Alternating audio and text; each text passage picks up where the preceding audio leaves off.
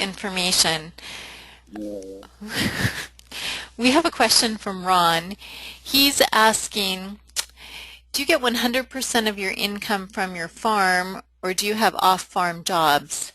How many years into your business did you reach the point where the farm could support you without off-farm income? What should we expect? How many years is, quote, typical? That's a good question. As I mentioned, we've been in the business for 20 years, and I think everybody's deal is different. You can't say that, well, Stan said this, and everybody's deal is a little bit different. But for us, it was 10 years, and because the farm was pretty small in the beginning, we were pretty much paying the bills the first 10 years. And for those 10 to 12 years, I'll say, I was getting outside work. My wife is a school teacher, and we basically owned everything that we have here, so our bills were somewhat limited. But my wife having the outside job enabled us to sustain the farm those first 10 to 12 years. Since then, the farm has reached a point where today it is completely sustainable. Although my daughter's in college, so we knew that was in the plan, but it's still different. But yeah, it's completely sustainable now, and if my wife would be willing to retire, she could retire. And but again, everybody's deal is a little bit different. Do you own your land, et cetera, and what type of lifestyle do you live there? That's what do you need? Is when I was going over the expenses, I know what I need above and beyond my farm expenses for me that I basically pay myself, that I need to live for the year. And that may be totally different for someone else.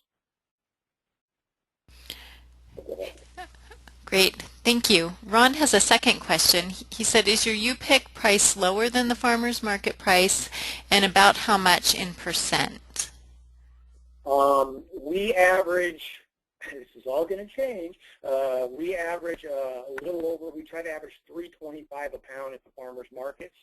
You can come out and pick on the farm for $2 a pound, but there will be a significant jump. I think our U-pick prices are going to go up to $2.50 a pound, and our farmers market prices will probably go up to $3.75 a pound.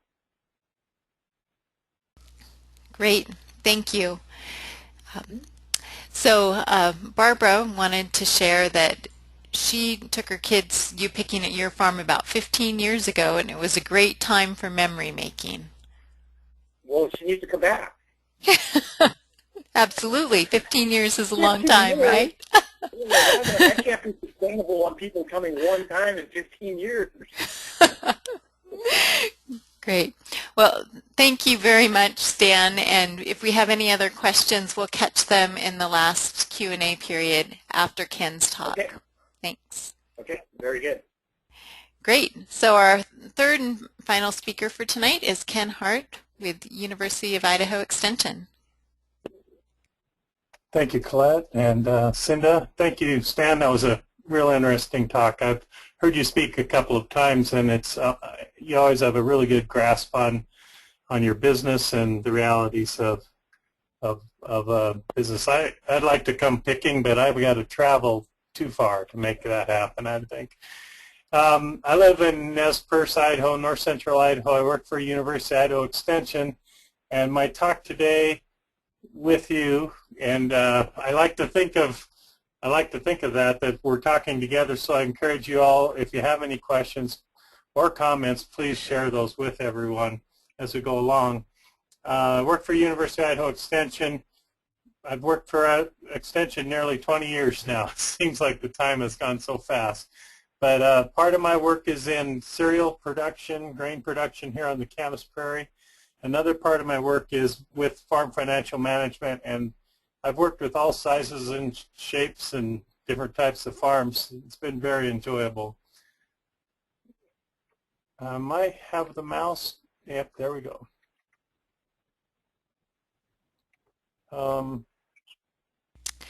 That doesn't look quite right. So I think right now, Ken, Cinda has the mouse, and so she'll have to pass it over to you for you to go through your slides on your own. Okay.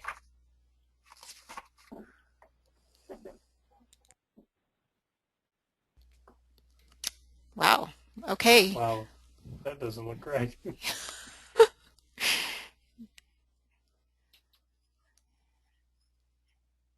Okay.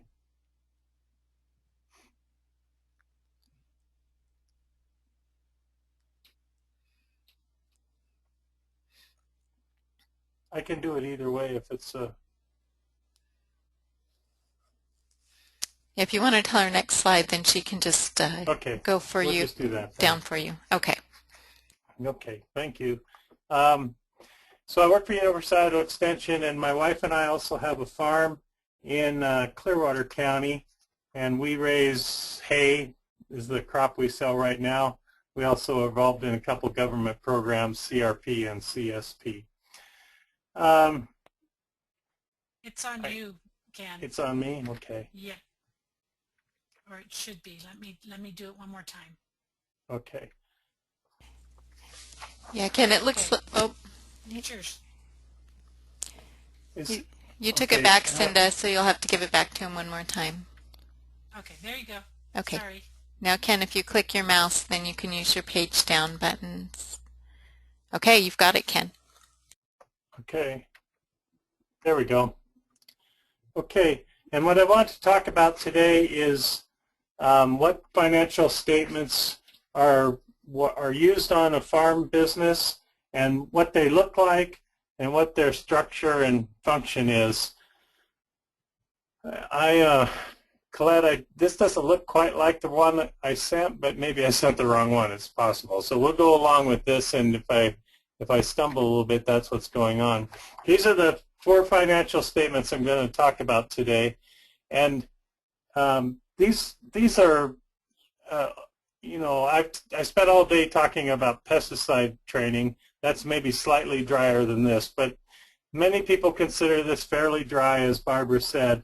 But it's really important, I think, as Stan said, without a plan and without an adequate financial management of the farm, the part we really love, the production part, can't take place, or at least can't be sustainable.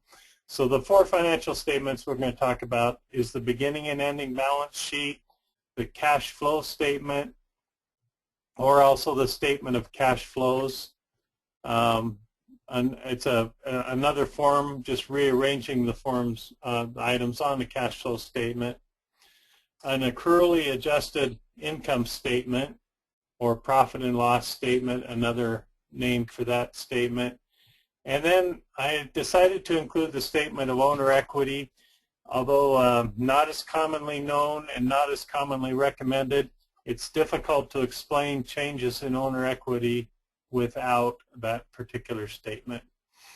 And it may seem overwhelming to have these 4 big financial statements staring you in the face. It's just like Cinda and Barbara both said, you need to just start gathering records and start committing yourself to this particular topic. I want to talk just a minute. Over the years, I've had people say to me, "Well, I'm too small a farm. I don't really need to. Do this kind of work because I can just keep it kind of in my head, or it doesn't really matter." I've even had people with very large farms say to me, a lot of money going through their hands, say to me, I shouldn't have to fool with this. All I need to do is produce. And over the years, Cinda and I have had a conversation. What exactly is a small farm? Well, I've come up. These are some things that I think kind of define a small farm. In general, small acreage farms or direct market farms, however you want to call it, they tend to use less debt. Stan said that he finances his operating year from his own equity. So they tend to use less debt. They have more labor, tend to be fairly labor intensive, tend to manage risk with diversification, and that's diversification of crops. Tend to have off-farm income, but that also characterizes grain farms, commercial type of grain farms.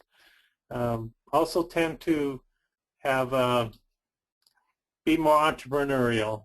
So they're focused more on marketing market margins and niche markets that provide them an opportunity to make a profit.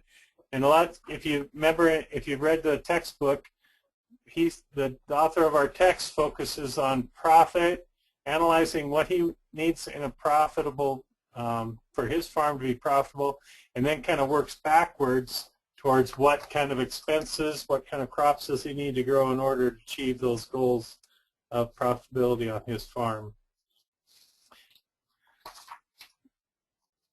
Okay, so these 4 financial statements that we're going to talk about enable us to be able to determine, whether we're being profitable and examine our farm's activities in of its own, and also compare our farms to other farms growing similar crops. And we'll begin with this diagram that shows these 4 statements and how they relate. You can see on the left of this diagram the beginning net worth statement, or the beginning financial balance sheet, and then on the right hand the ending balance sheet. In between those 2 balance sheets, and if you think of a balance sheet as a picture in time of on a certain date, the balance sheet is like a snapshot of what the farm's financial condition is on that day. And in between times, the statement of cash flows, or the cash flow statement, historically explains what cash flows went through the farm and categorizes them. The net income statement explains all of the income and expenses. Now, that's not only cash, but income and expenses in the farm, and we'll look at those in just a minute. So explains the net income that the farm produced. And then finally, the statement of owner equity, which the balance sheet calculates owner equity, and the statement of owner equity explains that change in owner equity between the beginning balance sheet and the ending balance sheet. And if you think of it just like your checkbook, in a way, you have a cash balance in your checkbook. You have a, there we go. Sorry. You have a beginning balance in your checkbook, inflows, outflows, so deposits and checks written out, and an ending balance, ending cash balance. So your business performance is measured in a similar way, and the way we measure it is using this complete set of financial statements.